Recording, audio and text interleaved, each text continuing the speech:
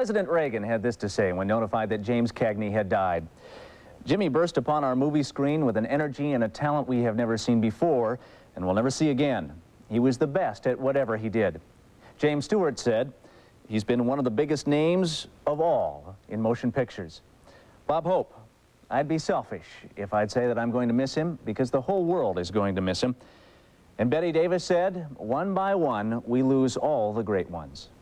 Cagney was one of the handful of actors that had that ability, if it was take 20 or 30, to make everything seem like it was just happening for the very first time. He had never said those words before, given that look before. It was fresh. It's hard to do.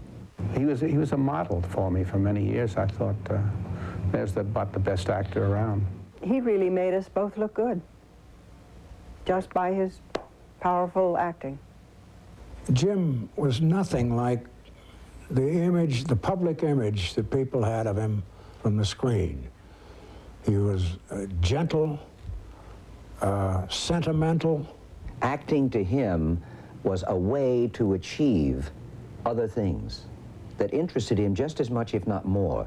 It gave him enough time, because he didn't have to do other work, to write poetry, to write songs, and to paint, primarily painting. He had great grace, which is rare in a man. He was very graceful in all his movements, and he was very proud of his behavior. Oh, I admired Jimmy. Everyone did, and loved him. He was enormously popular,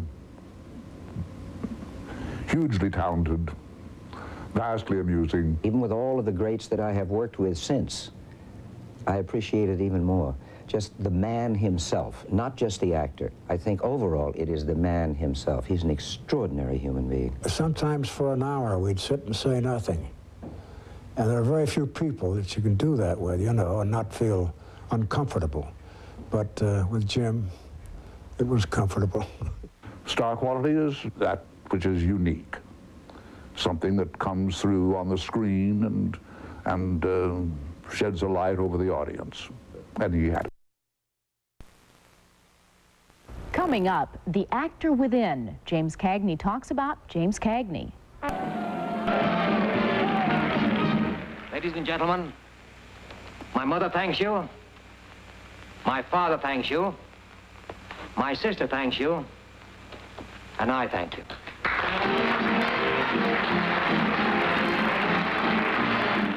Those who knew Cagney say he never took his fame seriously. They say he was pragmatic about himself and about his career. That pragmatism became very clear when Cagney talked about Cagney. The idea was that if you could give them something to remember, use it.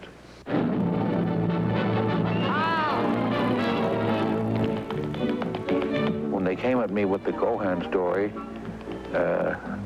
they told me, somebody told me that Freddie, his dad, turned it down. So I said, oh, I'll do it. Well, it had all the elements. It had drama, song, dancing. Couldn't ask for more than it offered.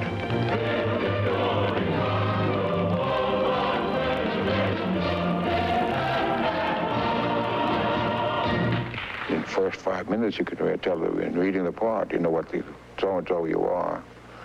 But mine was comparatively easy because I was generally the hoodlum, and I understood that type perfectly well.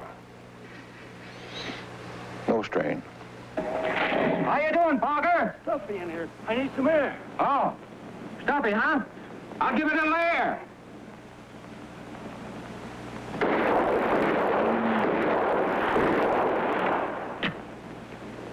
Hi, but you're a tough guy. Not tough. Just mercenary. If the script had a hole in it, we fixed it up and do something else. Doesn't matter, as long as it's something that is particularly personal, it becomes kind of a stamp. The audience would buy it. For example, that thing of the neck, I did that once, and they walked out of the theater with it.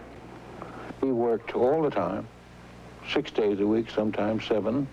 We were doing factory work. And the job was the job. We just did it. Give me the feeling! Give me the tempo! Give me the movement! And away! Come! They need you. Without you, they have an empty screen. So, when you get on there, just do what you think is right and stay with it. From that point on, you're on your own. An Irish